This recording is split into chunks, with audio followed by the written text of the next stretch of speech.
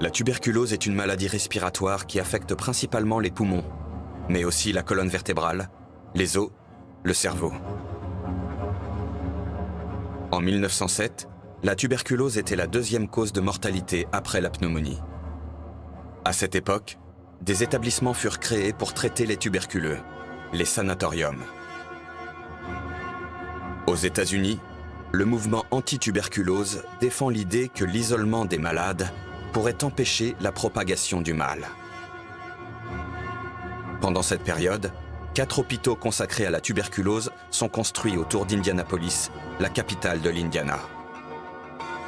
En 1910, la tuberculose est la première cause de mortalité dans cette ville.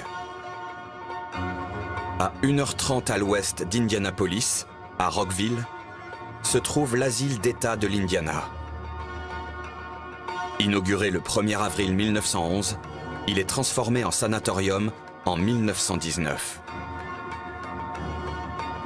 À l'apogée de l'épidémie, de nombreux tuberculeux y sont soignés.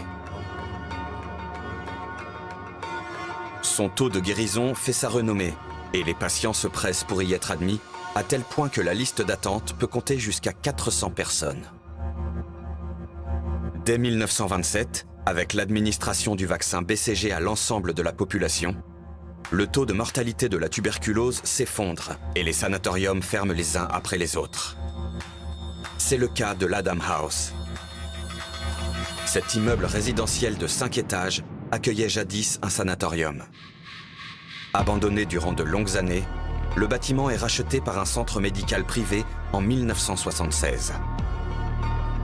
Il accueille alors des personnes âgées dépendantes, mais aussi des patients atteints de maladies psychiatriques. Dans la partie résidentielle du bâtiment, les pensionnaires atteints de maladies mentales ou d'addiction sont autorisés à aller et venir comme bon leur semble. Beaucoup de malades mentaux en profitent alors pour s'échapper du centre. On enregistre de nombreux décès résultant de ces fugues. En 2002, une femme de 71 ans meurt d'hypothermie après avoir erré dans le froid. En 2006, un patient, parti pieds nus, est renversé par une voiture. Par ailleurs, après avoir disparu, un homme de 30 ans est retrouvé pendu à 400 mètres de l'établissement. Face à ces incidents tragiques, l'État ordonne l'installation de nouveaux systèmes de fermeture sécurisés.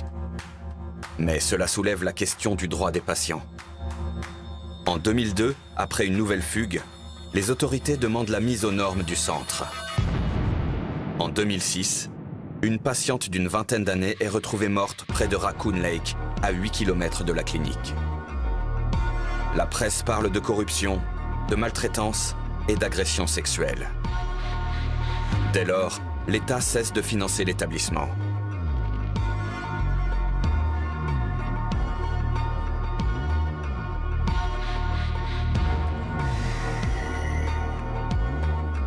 Privé de ces aides, le propriétaire cesse l'activité. En 2012, tous les patients sont replacés et la clinique Lee Allen Bryant ferme définitivement ses portes. C'est à ce moment-là que la propriété est vendue. Pendant les 8 ans qui suivent, elle tombe peu à peu en ruine. Or, les premiers récits d'activité paranormale remontent à 2008, lorsqu'un résident voit une patiente décédée entrer dans sa chambre et se diriger vers sa salle de bain. Le résident part chercher une infirmière, mais à leur retour, la patiente a disparu. Pour enquêter sur ces phénomènes paranormaux, je vais utiliser un nouvel appareil capable de détecter les mouvements d'esprit ou d'apparitions potentielles. En déterminant les zones où l'activité paranormale est la plus forte, j'augmenterai mes chances d'entrer en contact physique avec une entité de l'au-delà.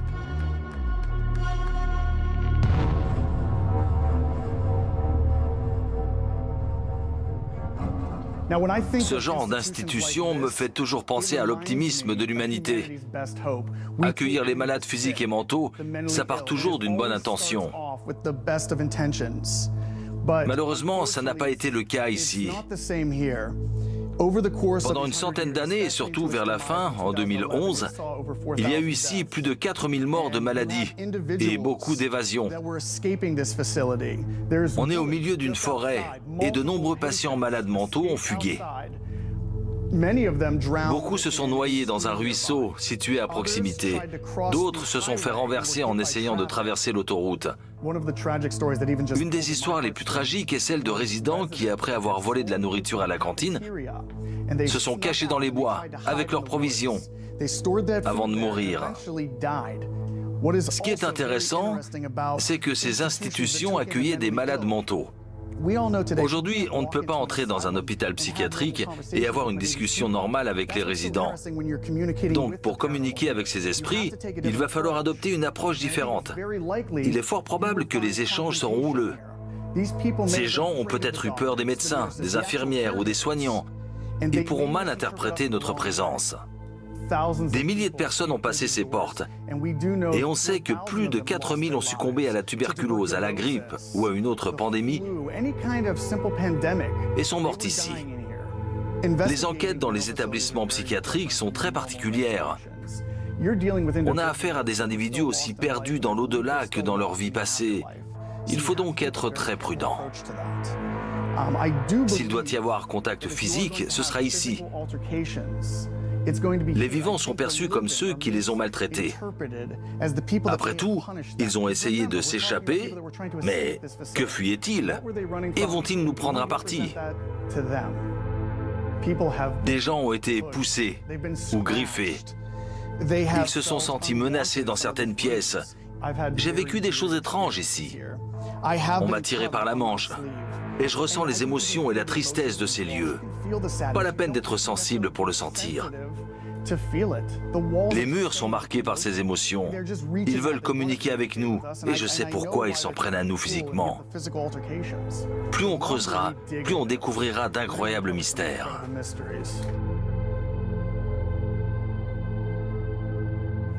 Beaucoup de gens disent que je suis médium, mais il y a beaucoup de mots pour décrire qui je suis et ce que je fais.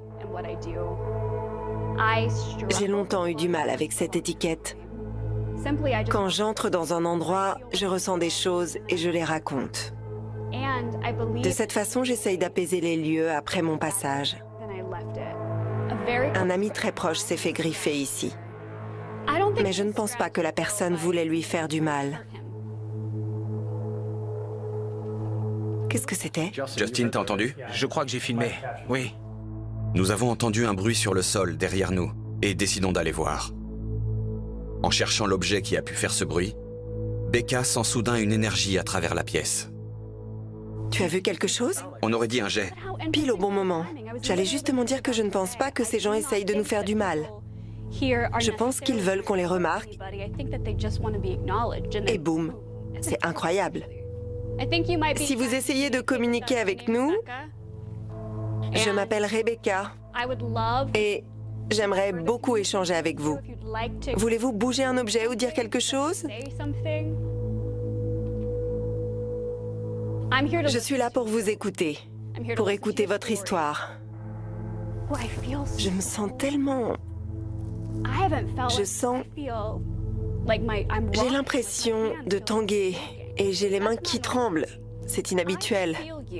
Je vous sens. Je sens votre énergie à travers mes mains. Si vous essayez de toucher ma main, sachez que je suis là pour vous. Je pense qu'il s'agit de l'esprit d'une femme. Mais je ne dirais pas qu'il est résiduel. C'est plutôt une âme qui nous interpelle. Je ne connais pas encore cette âme. Elle a peur. Elle est perdue. Elle ne sait pas où elle est, mais elle veut savoir et elle a peur. J'ai été touchée physiquement, ce qui n'est pas fréquent. J'ai senti un contact physique et je me suis sentie immédiatement désorientée, comme si quelque chose essayait d'attirer mon attention, ce qui est rare. Je pense que des gens qui ont été blessés, qui ont peur ou qui se sentent perdus, essayent de nous interpeller comme le font les personnes désespérées. Quand on ne voit pas ce qui nous touche, on peut penser que c'est malveillant. Souvent, ces manifestations tactiles de l'au-delà sont perçues comme une façon de nous faire du mal, comme des griffures. Une amie a été griffée ici. Une amie qui ne ressent jamais de manifestations tactiles a été griffée. Des esprits, des apparitions, des personnes furtives, des objets qui bougent, des portes qui s'ouvrent. 4000 personnes sont mortes ici. Tous ces gens sont passés de l'autre côté. Comme cet endroit est imprégné de sensations et d'émotions, en venant ici, je le ressens et j'ai l'impression que le lieu est vivant. Cet endroit m'évoque de la douleur, mais aussi un foyer. Je ressens de la peur, je me sens prisonnière. C'est beaucoup d'émotions contradictoires.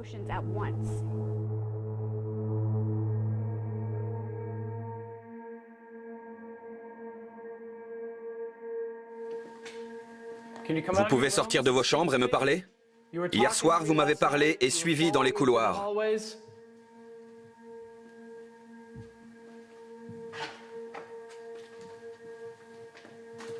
Vous pouvez essayer de me parler? Je vais utiliser la géobox pour entrer en communication. J'ai entendu des bruits par là. L'immeuble est en ruine, il craque de partout. Toute cette zone a l'air bondée de gens qui nous regardent derrière chaque porte. On le sent. Dans ce couloir, on sent l'électricité. J'ai l'impression que ma peau est chargée de l'énergie de toutes les personnes qui sont passées par cet établissement. Tous ces morts. On sent encore l'émotion de tous ces gens qui avaient besoin d'aide. Certains étaient malades ou en détresse émotionnelle, et toute cette confusion est restée ici.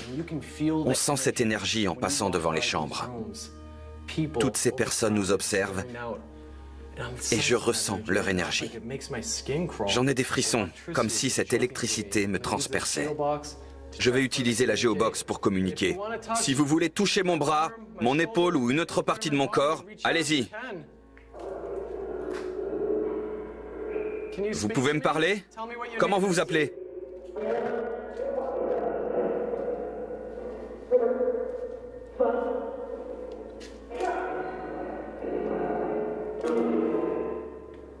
Qui êtes-vous?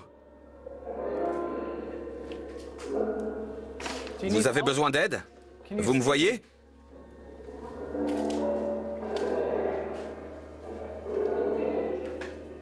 Vous savez qui je suis?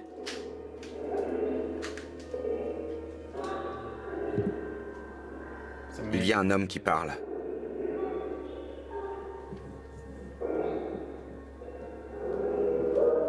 Vous avez dit le nom de quelqu'un? Je peux vous aider? Vous pourriez me rejoindre dans le bureau des infirmières? Par ici.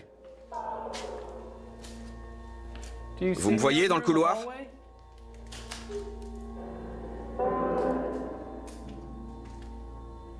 Vous êtes dans cette pièce?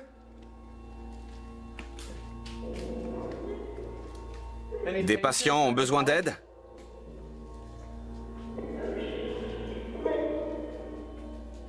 Qu'est-ce que vous voulez me dire?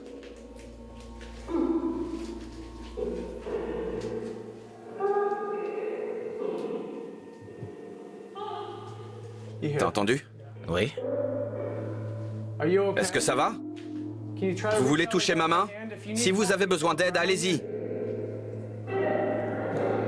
Oui? Allez-y. Vous pouvez toucher ma main? Soyez rassurés. Je ne suis pas là pour vous faire du mal, vous manquer de respect ou vous faire du mal physiquement. Allez-y, prenez ma main. Je peux vous apaiser.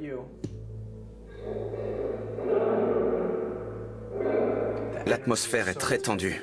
J'entends des voix qui parlent. On sent cette énergie très spirituelle qui circule entre les pièces.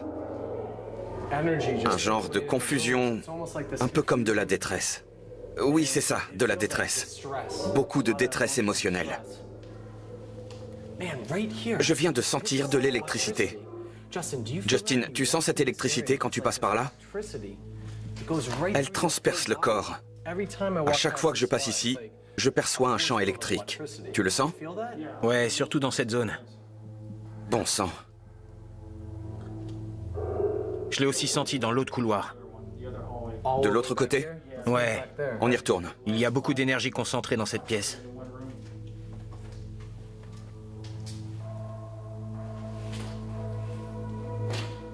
Vous êtes ici? On entend que vous nous suivez. Qu'est-ce que vous voulez nous dire?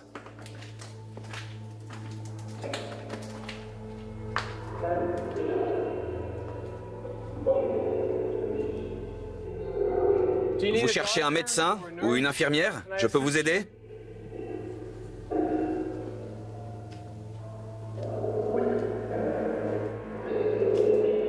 Qui? Un médecin? Une infirmière? Vous savez qui je suis?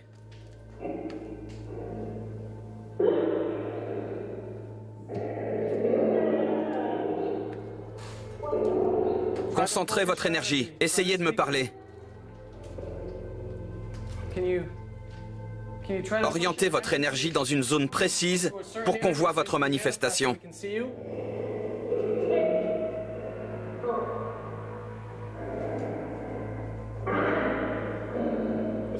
Là. On l'entend.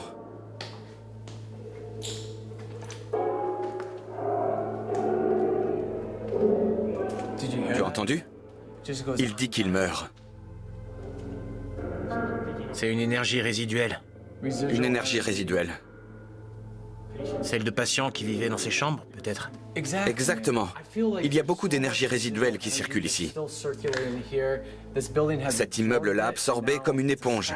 Et aujourd'hui, il relâche toutes ses émotions dans l'environnement et je les ressens. La Geobox enregistre les vibrations émotionnelles de ces personnes ou leurs tentatives de communication. En allant d'une pièce à l'autre, on sent qu'on croise certaines personnes. Je traverse leur énergie, mais il y a cette foule qui tente de m'arrêter.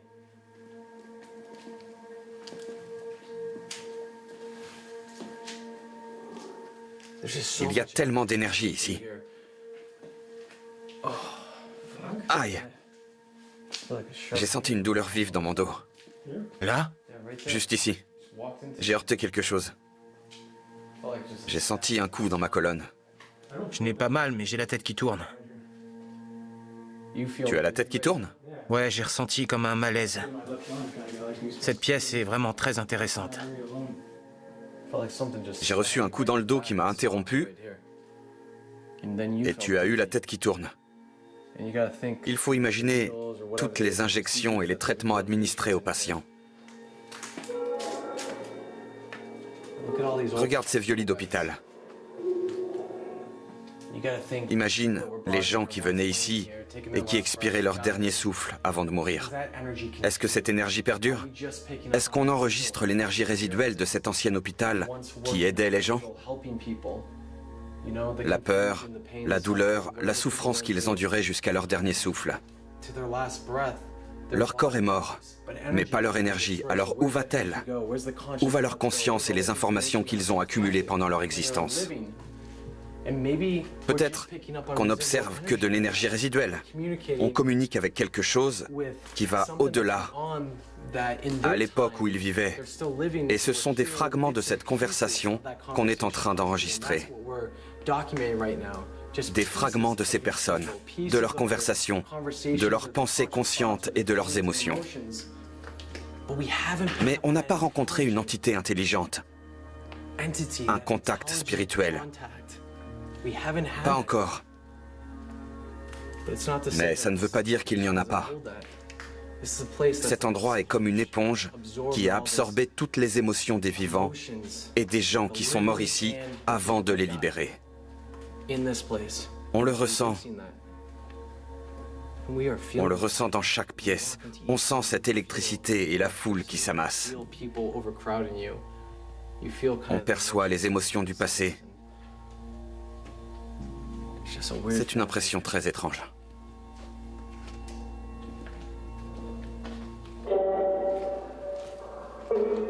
Vous êtes par ici?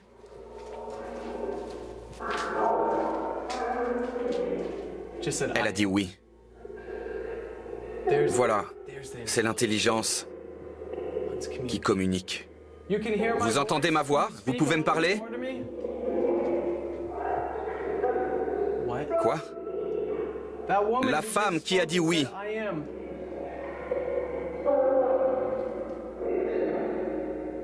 Nick est là, je crois. C'est l'intelligence. Je la sens juste ici. J'ai la chair de poule sur tout le visage. Vous êtes dans cette pièce? Il a confirmé. Où êtes-vous? Sur le lit? Prenez ma main ou bougez quelque chose.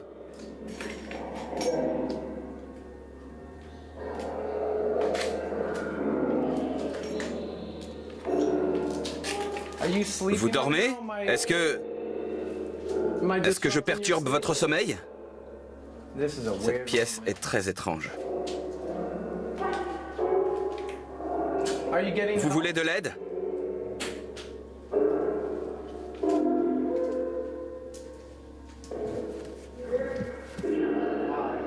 Waouh.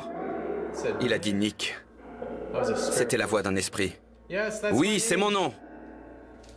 Qu'est-ce que je peux faire? Où êtes-vous? Ici? Je me rapproche? Dites-moi quand je suis proche. Stop. T'as entendu? Il a dit stop. Essayez de prendre ma main.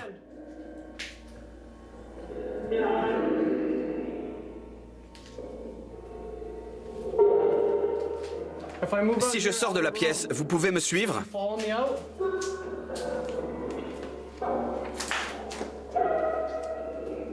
Vous êtes dans le couloir? Couloir. Tu as entendu? Où allez-vous? Dans cette direction ou par là? Par là. Par là? Je viens vers vous. Ça, c'était dingue. Vous chantez? Tu as entendu la femme chanter?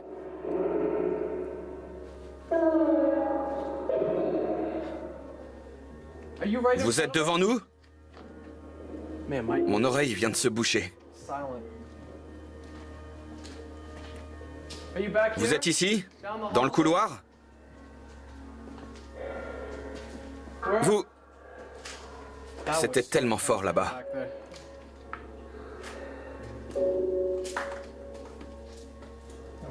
On aurait dit une infirmière. Il y avait beaucoup d'actions et de mouvements.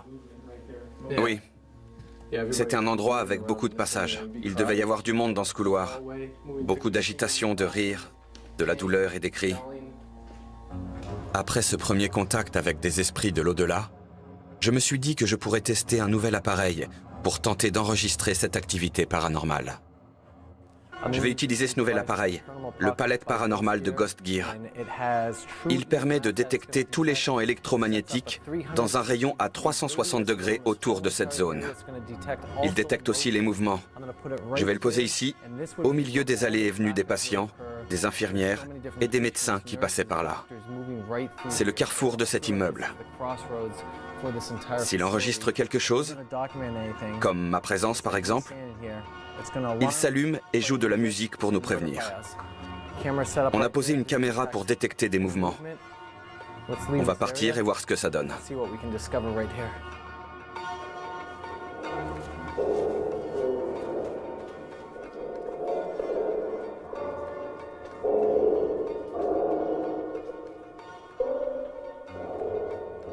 Je ne vois rien. Tu peux m'éclairer?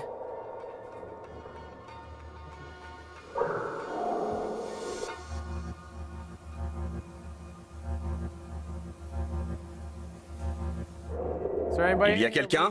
Aidez-nous!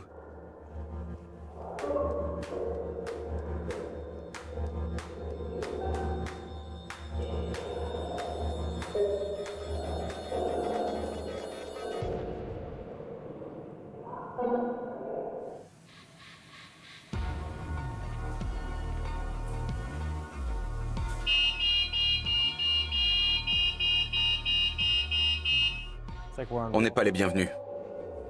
Quoi? Il a dit « Hé, Nick ». Qu'est-ce qu'il y a? Je suis là. Il a dit « Hé, Nick ». Comment connaissez-vous mon nom?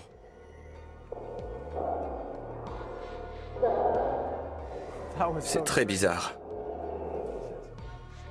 Comme hier. Oui, je suis entré dans le bâtiment administratif où un objet a été jeté. Et tout d'un coup, cette voix a dit « Hé, Nick ». Alors que j'enquête dans le bâtiment administratif, le palette paranormal détecte un mouvement dans le couloir. Malheureusement, je suis trop loin pour entendre l'alarme qui s'est déclenchée.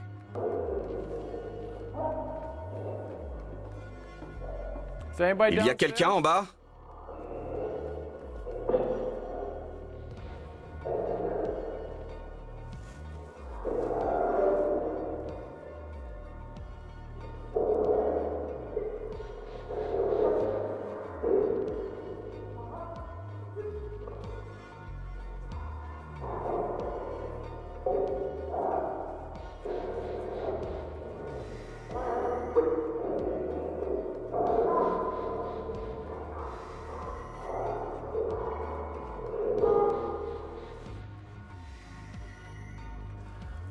Tous ces tunnels sont délabrés, sombres et lugubres. Il y a des conduites de vapeur qui chauffaient le bâtiment quand il était en activité. Ici, je n'ai pas peur. Je ne me sens pas menacé ou quoi que ce soit. J'ai peur de croiser un animal sauvage, mais je n'ai rien enregistré ici. C'est dans le bâtiment principal, à Adams Hall, la partie soins, avec les chambres d'hôpital où venaient les patients, que l'énergie est la plus intense. Ici, je n'ai pas peur. Je ne me sens pas menacé. C'est une chauve-souris? Ouais. Il y a des chauves-souris. Regarde là-haut. Tu la vois?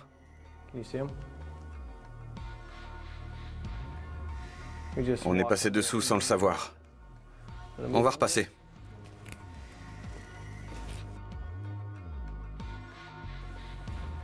Cette pièce est étrange. Oh, cette odeur. Ça sent la mort.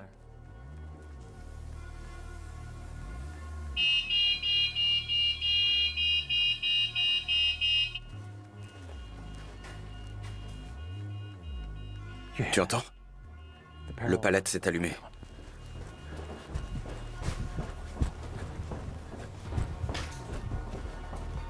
Il a sonné il y a 2 secondes.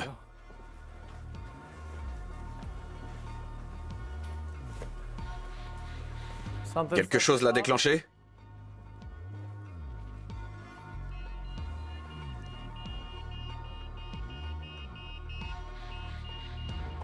Tu l'as entendu sonner? Quelqu'un l'a déclenché? Vous l'avez activé?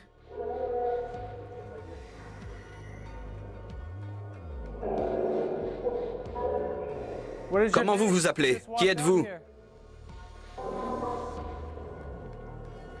Génial.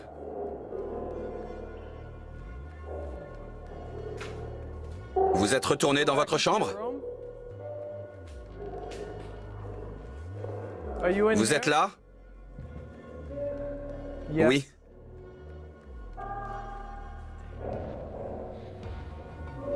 Le palette paranormal s'est allumé. Il a détecté un mouvement ou un champ électromagnétique dans son rayon. On est arrivé et les esprits communiquent. Ils sont revenus dans cette chambre. L'esprit dans le couloir est entré dans cette pièce. C'est vous qui êtes entré dans cette chambre? Vous pouvez essayer de prendre ma main?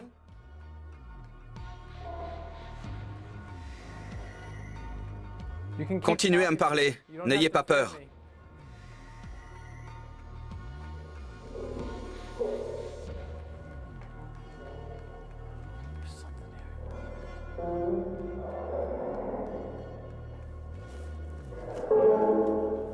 Parlez-moi.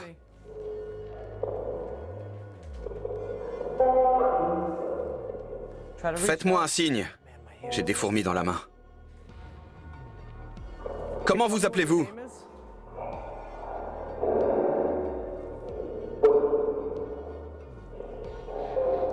Faites-moi un signe. Attrapez mon bras. C'est difficile de faire la distinction entre les deux avec toute cette énergie résiduelle. Et ensuite, ce moment où l'intelligence spirituelle communique avant de disparaître. Elle repart dans l'ombre de cet endroit. C'était ici qu'on soignait les tuberculeux à l'époque. Puis, l'établissement a accueilli des malades mentaux. L'afflux était tel que ces chambres étaient bondées. Ils n'y étaient pas préparés. C'était une période sombre, avec de nombreux morts. Des milliers de gens sont morts ici.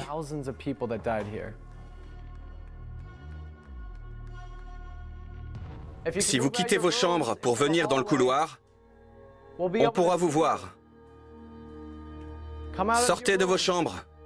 J'ai entendu vos voix. Je sens votre présence et votre énergie. Ces lasers traversent le couloir parce qu'il est habité par des esprits. Ils détectent les sons et les mouvements dans cette zone. Je vais frapper des mains et tu vas voir les lasers bouger sporadiquement. Tu vois comme ils réagissent au son? Si quelque chose bouge dans ce couloir, un esprit ou quelqu'un, on pourra le détecter à l'aide de nos caméras et du laser. Vous pouvez venir dans le couloir? Sortir de votre chambre? Venez dans cette zone pour qu'on puisse vous voir.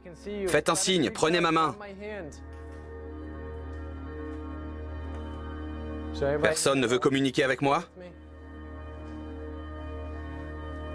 L'ambiance de certaines pièces est très étrange. Je sens encore la présence de leurs occupants, leurs émotions et ce qu'ils ont traversé.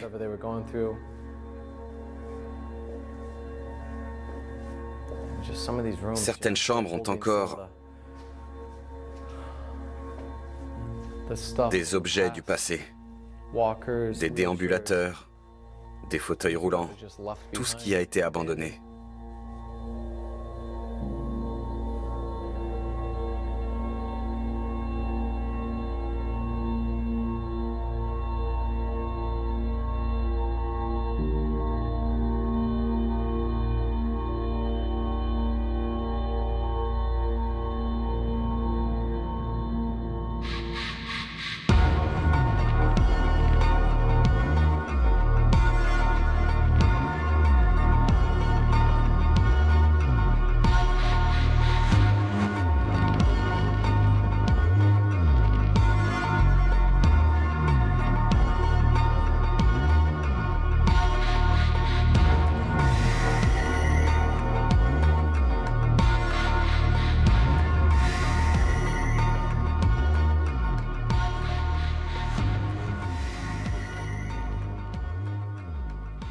Je veux parler aux esprits encore présents.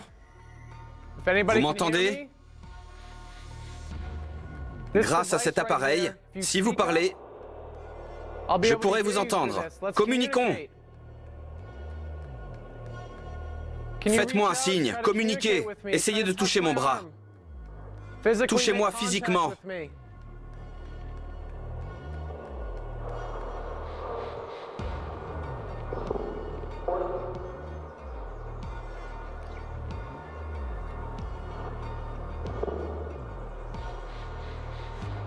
Est-ce que vous êtes venu errer par ici? Qui que vous soyez?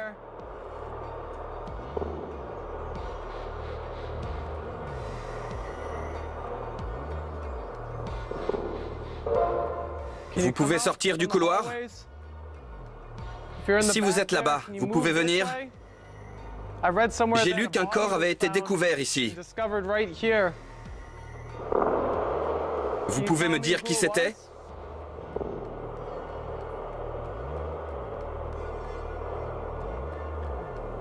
J'étais dans le Adams Hall.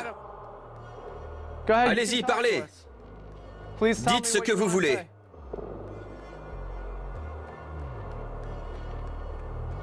Je ne veux pas vous manquer de respect. Je ne suis pas là pour prolonger la douleur et la souffrance que vous avez traversée. J'essaie seulement de communiquer avec l'au-delà, à Adams Hall, dans le bâtiment administratif, dans tous ces immeubles. J'ai entendu des voix, des empreintes physiques de cette énergie spirituelle résiduelle. Essayez de communiquer. Des coups sur la canalisation. Vous avez frappé sur quelque chose? Cette électricité. Encore une fois. J'ai entendu parler.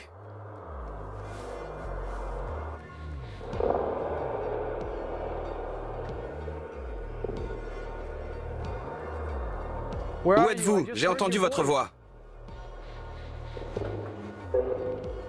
Oui, voilà. Je suis tout près. Vous pouvez me parler?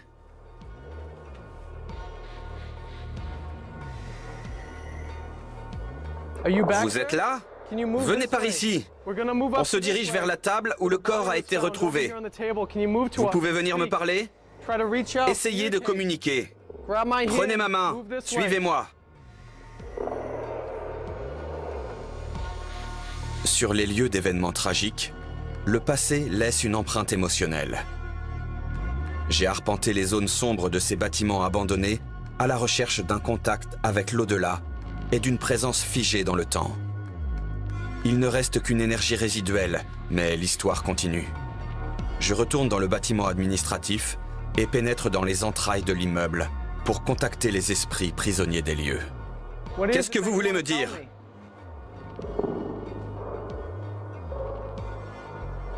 J'ai entendu un cri. Ça va? Vous voulez de l'aide? Essayez de prendre ma main. Suivez-moi à l'étage, il y a des infirmières. Je peux vous aider à rejoindre Adams Hall. Des infirmières s'occuperont de vous.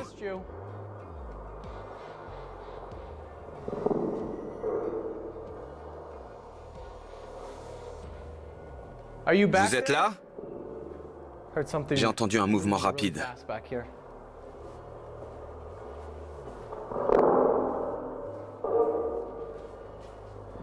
Bonjour. Bonjour. Enchanté.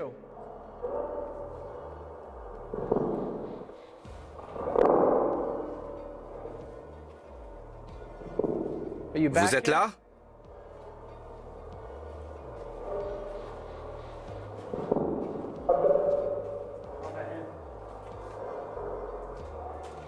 Vous êtes libre de partir si vous voulez, ou de rester si vous préférez. Je veux seulement vous parler.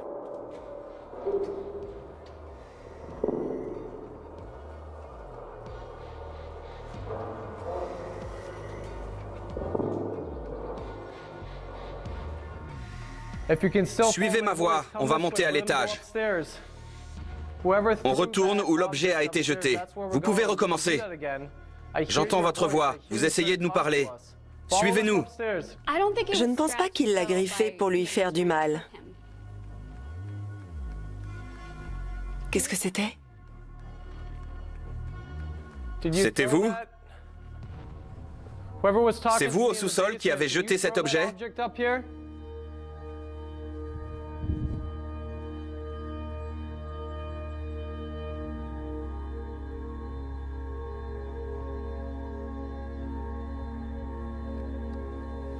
C'était vous dans cette pièce?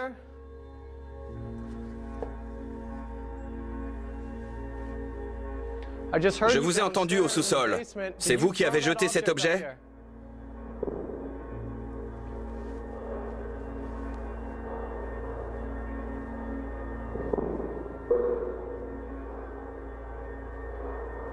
Vous êtes monté et vous l'avez jeté?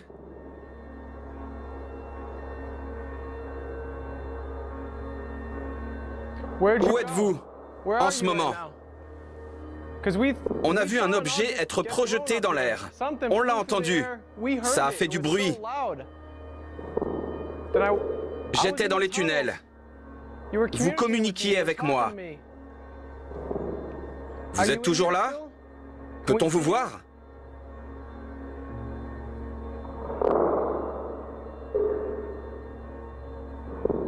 Vous êtes par là?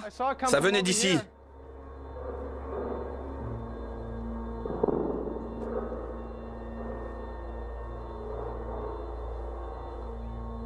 C'est vous qui avez jeté un objet? On l'a vu et entendu. C'était vous? On communique avec celui qui a jeté cet objet?